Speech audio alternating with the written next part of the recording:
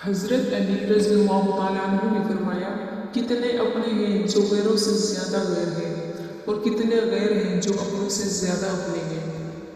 حضرت علی رضی اللہ تعالیٰ عنہ نے فرمایا، جو شخص تمہارے منہ میں سے نہ ہو مگر پھر بھی تم کو عزت اور پیار دے تو بے شک وہ تمہارے لیے بہترین رشتہ ہے۔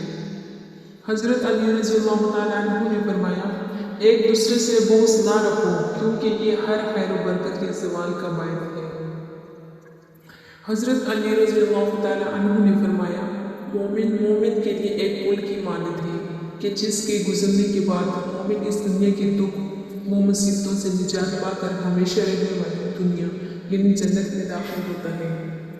حضرت علی رضی اللہ تعالیٰ عنہ نے فرمایا، خدا کی قسم فاطمہ نے کبھی بھی مجھے ناراض نہیں کیا اور کسی بھی کام میں میری نافرمانی نہیں کی، اور جب میں فاطمہ پر نظر ڈالتا میرے رنج و غم دور ہو جاتے تھے۔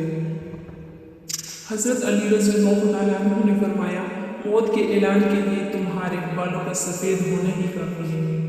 حضرت علی رضی اللہ تعالیٰ عنہ نے فرمایا، شہد کے سوا ہر میٹھی چیز میں زہر ہے اور زہر کے سوا ہر کڑوی چیز میں شفا ہے۔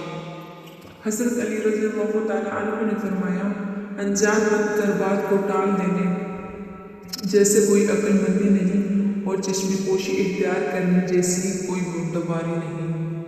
حضرت علی رضی اللہ تعالیٰ عنہ نے فرمایا، اگر کوئی تم کو صرف اپنی ضرورت کے وقت یاد کرتا ہے تو پریشان مت ہونا بلکہ فخر کرنا، اس کو اندھیروں میں روشنی کی ضرورت ہے اور وہ تم ہو۔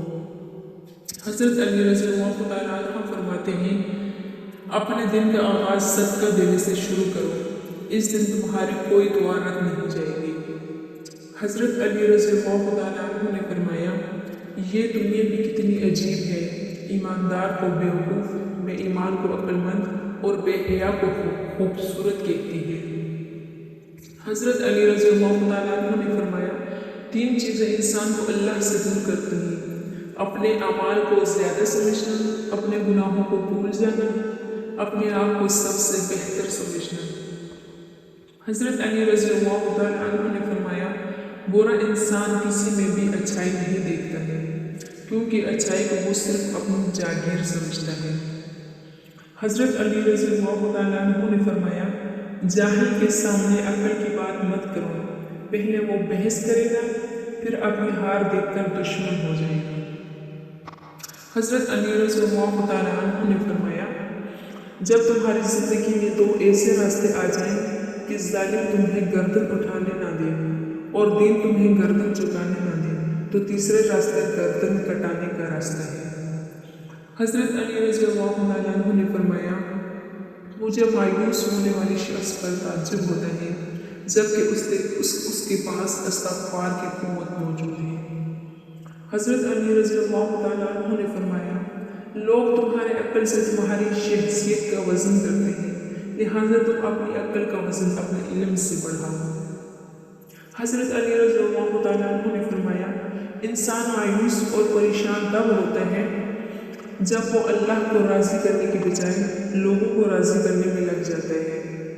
حضرت علی رضی اللہ تعالیٰ عنہ نے فرمایا، نماز کی فکر اپنے اوپر فرض کر لو، خدا کی قسم دنیا کی فکر سے آزاد ہو جاؤ گے اور کامیابی تمہارے قدم چومے گی۔